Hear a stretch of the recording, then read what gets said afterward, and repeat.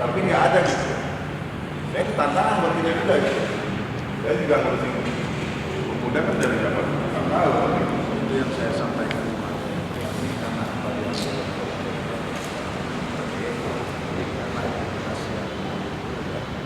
Nah itu dia. Dan sekarang nah sekarang juga kan ada aturan. Bicara pengelolaan aset kita ada aturannya.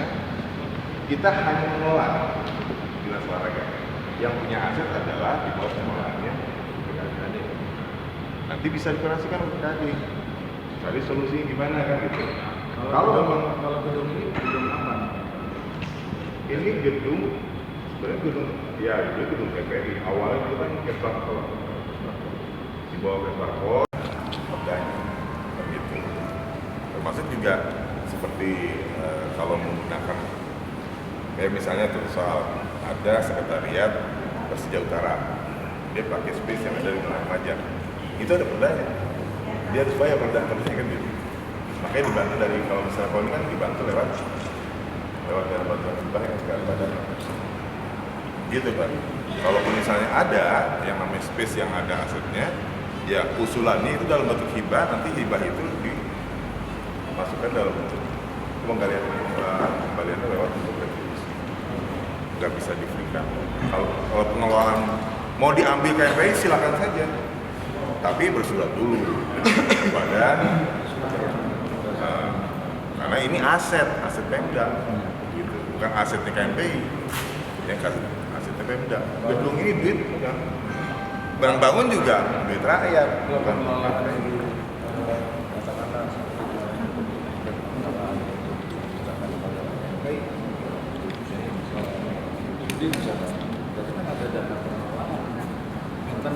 Nah, kalau misalnya dia adalah pihak ketiga KMPI, kayak misalnya Fasum dikelola oleh yayasan untuk pendidikan, itu kan ada aturan, iya kan, gitu kan? Dana maintenance-nya melalui APBD sendiri. Kayak misalnya yayasan kelola, tapi melalui APBD. oh bukan. Jadi kalau misalnya yayasan nih, yayasan suatu usaha, Fasum atau KMPI sendiri mau mandiri misalnya kan gitu, mau mengelola ini, silakan digunakan. Jadi mungkin teknis apanya Termasuk seperti kayak PKP Pak, PKP itu ada gelang olahraga. yang di Cipayung, Ciracas kan, ada gedung olahraga yang bangun ini bidang perumahan. Tidak untuk maintenance segala macam bukan PKP. Kayak PKP yayasan itu kan harusnya berbayar gitu. Segala suatu space yang digunakan oleh pihak ketiga, dia harus ada retribusi dibayarkan per tahun gitu, kompensasi kepada gitu. Nah itu dia, kalau misalnya kayak begitu bersurat kepada gubernur, aku kan cuma pengelola tuh kan, ya kan? Tapi ini harus dengan syarat, jangan sampai hanya pengennya aja, cuman itulah perbandingannya. Kenapa ya hal yang sama? Apakah dimungkinkan hal yang sama diberlakukan di sini gitu kira-kira? Nah kalau yang di sana itu kan udah terpisah, Usmari Ismail juga terpisah, karena itu lokalnya kan udah dikerjasamakan dengan pihak ketiga juga. Jadi ya, gitu. mungkin kemarin kan sempat audiensi juga lah, gitu dengan audiensi. Jadi itu jelaskan kondisi segala macam. Karena kan ini baru nih dari sisi pengurusan ya, baru segala macam saya jelaskan kondisi seperti ini. Dan terakhir kita mau mengadakan rapat pleno. Jadi minggu lalu ya sekali mengajukan, tapi dari pihak pengelola bahasanya dipakai ada acara ulang tahun gitu loh. Oh iya itu dia, kan gini. Pada saat kemarin saya bilang, pada saat pengelolaan di bawah PT kan kita koordinasi jauh-jauh hari. Ini program misalnya nih, KPI setahun nih gitu program. Iya kan, kalau bicara lembaga kan ada program tahunan, ada rakernya kan gitu. Raker untuk 2016, berarti 2015 itu udah ada, istilahnya udah ada apa yang mau diprogramkan, tanggal berapa segala macam. Itu sebenarnya bisa aja tinggal bicarakan kepada pihak PT. Kalau saya mau pakai pada bulan Juli tanggal sekian, bulan sekian mau pakai kegiatan ini. Untuk ruang pleno silakan pakai, nggak masalah. Kita nggak bisa begitu. Tapi tetap ada tarif lah, tetap ada harus yang. Nah untuk setarian kan kalau nggak salah, bagaimana Pak Heru? Ini ada perdanya tuh, saya kan nggak apa. Oke, jadi untuk KMPI ini Pak, tahun lalu waktu saya kepala UPT sini, saya sudah mengajukan ke BPKD kaitan dengan MOU-nya. Karena kan karena aturan pemerintah harus dengan sewa menyewa Pak, diikat. Nah, tapi yang lalu ketika diundang ke sana nggak pernah datang, itu udah jadi sampai sekarang belum terurus tuh MOU-nya. Karena diundang nggak pernah mau datang. Yang periode lalu. Periode lalu. Oh, periode sekarang datang. Ya. Nanti tinggal urus gimana kita tidak lanjutin aja. Bagaimana MOU yang jelas diikat dengan sewa menyewa Pak, nggak bisa. Kita Lapangan bola urus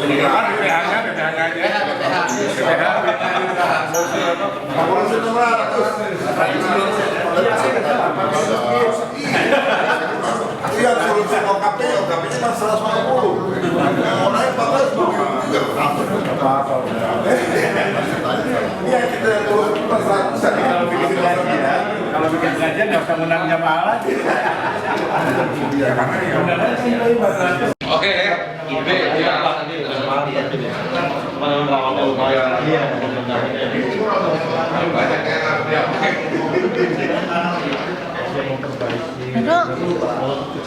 Ini ruang ketua yang ada kakak. Iya, Bang. Wah, selamat.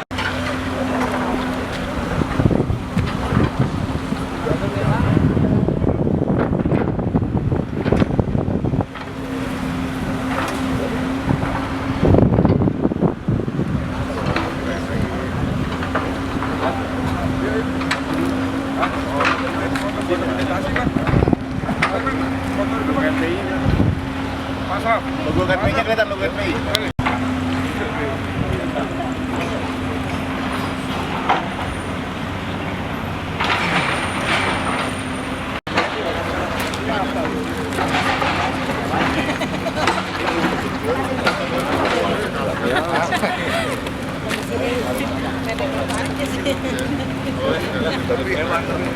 Kasih Pak.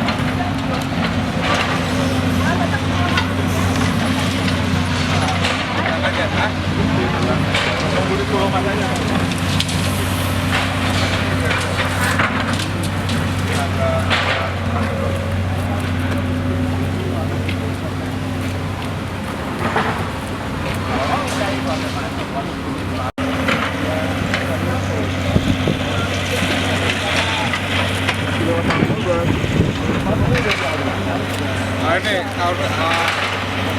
Pak Dharma ya? Ya, Pak Dharma yang dari manajer.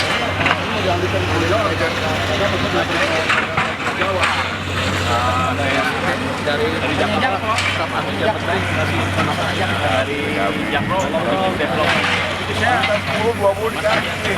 9 gimana bakal balikin. Kapan centeng. Jadi Menurut juta. Kalau itu saya belum ngobrol sampai ke situ tuh. sampai nanti terakhir paparan di 200 dapat Mas. apa lapangan bola. Jadi kita akan tinjau ke Jadi ditolak aja nih. Ya, kalau biarkan mereka bekerja sesuai targetnya mereka 60 hari. Untuk pembangunannya sendiri saat ini itu kita ada proses tender kontraktor SNM. Kita akan mendapatkan tender kontraktornya itu nanti akhir April. Proses ini akan selesai akhir April dan pembangunan velodrome ini akan dimulai bulan Agustus. Pembangunan akan memakan waktu sekitar 18 bulan dan akan selesai nanti di awal Maret 2018. Dari Maret hingga ke Asian Games itu ada testing komisioner selama Asian Games bulan. Kita Asian Games bulan Agustus 2018. Agustus ya, 2018 ya. Jadi masih ada 6 bulan untuk testing dan komisioner gitu. Jadi sebetulnya ini yang areal velodrome yang lama tidak sesuai dengan standar internasional ya. Yang baru ini akan harus memiliki sertifikasi dari BCI. Jadi dan ini velodrome ini akan indoor. Ya. Tapi bukan hanya velodrome aja, bukan hanya untuk bersepeda saja, tapi kita juga memikirkan fungsi ke depan itu. Tertutup, Pak. Itu nanti akan kita lihat dari terbuka dibuka. Elektronik bukan? Desainnya lama. Kayak lapangan apa tuh tenis? bola. Ini kontraktor.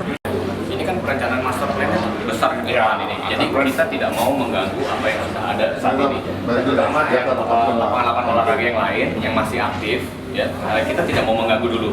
Tapi kita fokuskan dulu untuk yang Asian Games. Tapi nanti master plan-nya ke depan ya, jika kita mau menggabungkan satu kesatuan.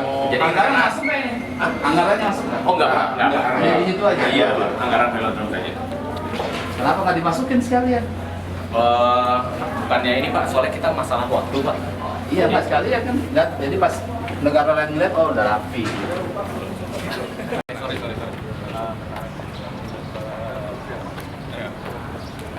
Ada berapa Ini tenis indoor. Kalau mau tenis di sini.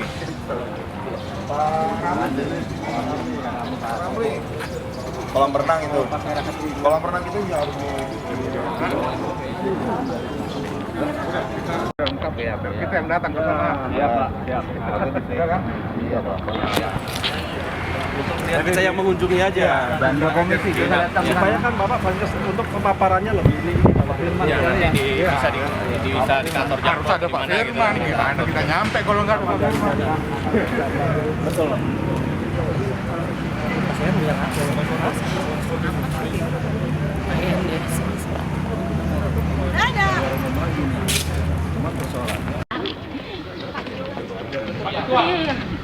Ini bangunannya tahun 70 sama dengan Bogor di mana ini? Lebih tua usia Pak. Hah? Hasan itu lain. Enggak, gelangan rumahnya itu kan tahun 70 sama ini tahun 70 semua itu.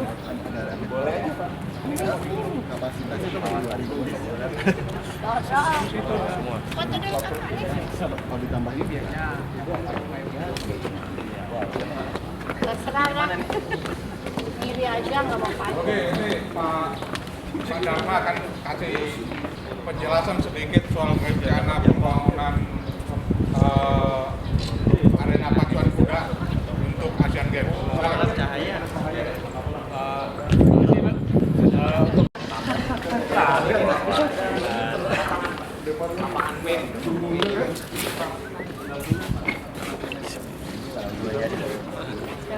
kita tiga aja deh. Jadi nanti ada hilang Pak. Sepi ya sendirian. Tidak ada pacuan kuda. Untuk kalau atlet pertandingan kuda, Pertandingan kuda itu tidak ada di sini, Pak. Jadi tidak ada. Tambahin ya penjelasannya Pak ya. sini.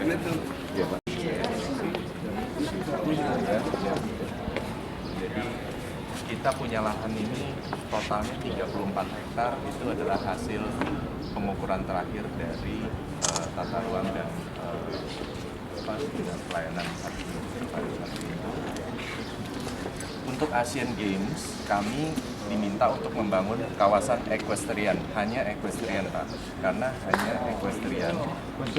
Equestrian itu adalah pertandingan kuda Pak, kuda juga, tapi yang melintang itu ya? Dia ada beberapa cabang sebetulnya di dalam equestrian itu, atau disebut sebagai show jumping. Terus yang kedua adalah keserasian, tunggang serasi, itu namanya dressage. Terus yang terakhir adalah eventing. Eventing itu adalah halang rintang tapi dengan cross country, halangan alam gitu. Jadi ada masuk air, lompat dari atas dan sebagainya. Jadi lapangan kita ini 34 hektar ini, Bapak bisa lihat sebagian besar memang berupa air. Ada kurang lebih 9 hektar itu air. Dan air ini yang paling besar ini ada 3 mata air Pak di dalam. Jadi kita ada mata airnya. Dan karena banjirnya itu plus 5, jadi kita masih 2,5 meter Pak. 2,5 meter. Jadi nanti lapangannya akan sudah rata dengan yang mana dulu? Yang ini. Ini Pak, semuanya Pak, kolam lapangan ini, bukan lapangan yang di depan tribun ini. Nanti dia akan rata dengan pijakan yang paling bawah itu Pak, yang terapetia. Yang ngurus juga Bang, nanti basketball itu. Iya, betul Pak, sampai mentok ke sana. Tidak dipakai lagi. Nah, mungkin sebagai informasi saja utama yang untuk acaranya. Terus di samping nanti sebelah situ yang sekarang ada atapnya itu adalah lapangan equestrian yang dulu ya. Namun ukurannya sudah tidak bisa pakai lagi Pak karena terlalu kecil dengan perubahan peraturan. Nah, jadi itu akan kita perbesar juga dan akan menjadi lapangan warming up. Jadi sebelum mereka bertanding di sini, mereka warming up di sana pemanasan. Equestrian yang akan tertutup seperti gitu. Ini semua terbuka sekarang. Jadi warming up di sana.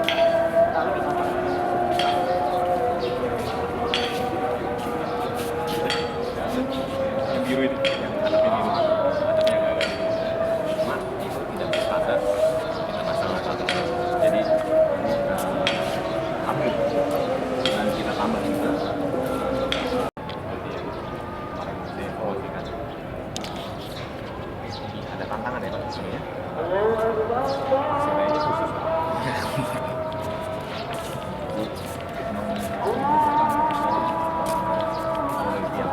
Karena kita yang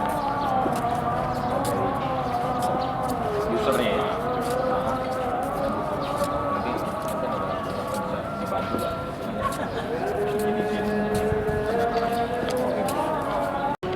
Bangsawan, anaknya pangeran siapa gitu ya. Nah ini yang perlu kita persiapkan tempat ini agar ya kalau ada tamu VIP itu nggak malu-maluin lah kira-kira gitu. Pangeran dari mana aja, pangeran kita ya. Pangeran. Pangeran kita. Gitu Pak. Jadi lambangnya pangeran itu biasanya pakai kuda Pak. Pangeran Brunei, anaknya Pangeran Brunei. Ada lagi yang perlu ditambahkan di Kalau sini? ini sudah Nggak ada lagi. Jadi kita ke ruangan aja. Ruangan.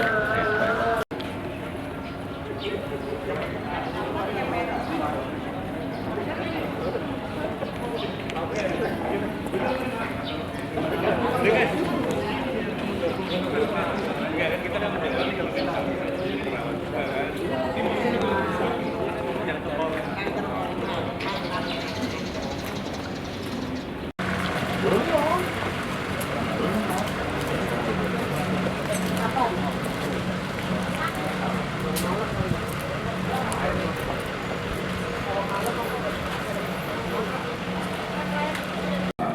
Gubernur kita, dan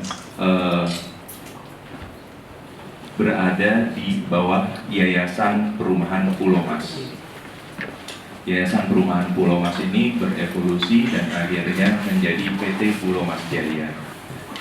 PT Pulau Mas Jaya saat ini adalah merupakan anak usaha dari PT Jakarta Propertindo yang 95%-nya langsung dimiliki oleh PT Jakarta Propertindo, dan 5%-nya masih dimiliki oleh Yayasan Pulau Mas.